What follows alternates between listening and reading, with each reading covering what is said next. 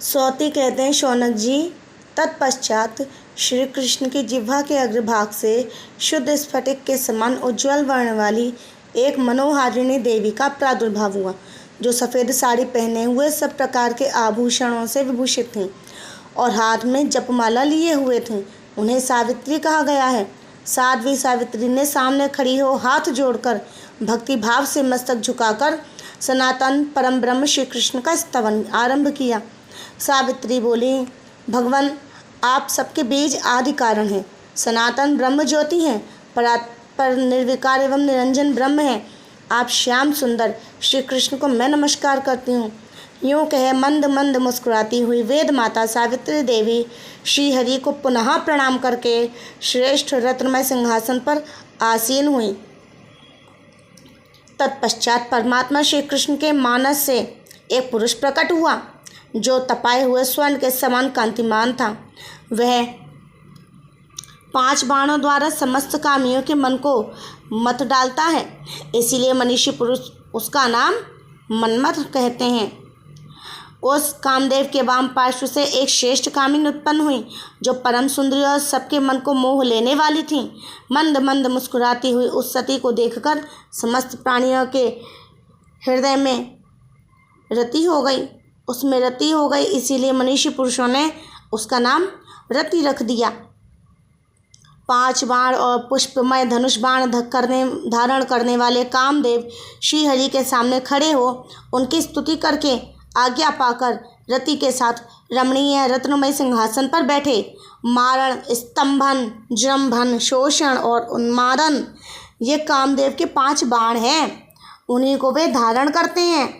अपने बाणों की परीक्षा करने के लिए कामदेव ने बारी बारी से वे सभी बाण चलाए। फिर तो ईश्वर की इच्छा से सब लोग काम के वशीभूत हो गए। काम परवश इस खलित महायोगी ब्रह्मा जी का वीर्य अग्नि के रूप में उद्दीप्त हो उठा।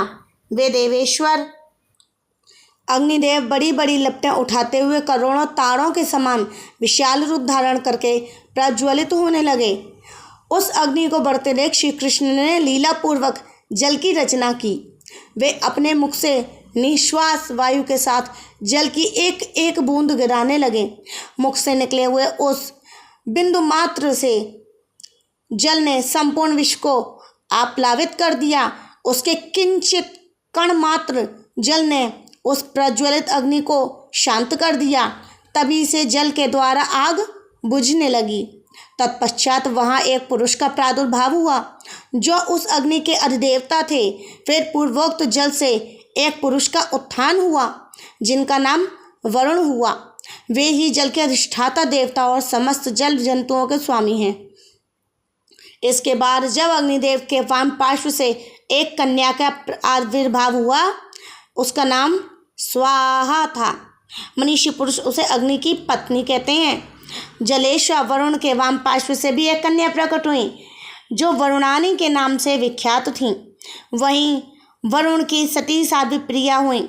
भगवान श्री कृष्ण की निश्वास वायु से श्रीमान पवन का प्रादुर्भाव हुआ, जो समस्त देहधारियों के प्राण हैं। श्वास प्रश्वास के रूप में उन्हीं की कला प्रकट हुई है।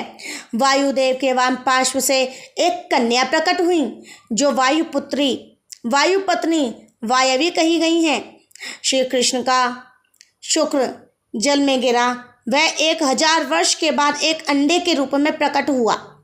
उसी से महान विराट पुरुष की उत्पत्ति हुई, जो संपूर्ण विश्व के आधार हैं। उन विराट पुरुष के एक एक रोमकूप में एक एक ब्रह्मांड की स्थिति है। वे स्थूल से भी स्थूलतम हैं। उनसे बड़ा दूसरा कोई नहीं है। वे परमात्मा श्री कृष्ण के 16वें अंश हैं। उन्हीं को महाविष्णु जानना चाहिए। वे ही सबके सनातन आधार हैं। जैसे जल में कमल का पत्ता रहता है, उसी प्रकार वे महानव के जल में शयन करते हैं। उनके शयन करते समय कानों के मल से 2 दैत्य प्रकट हुए।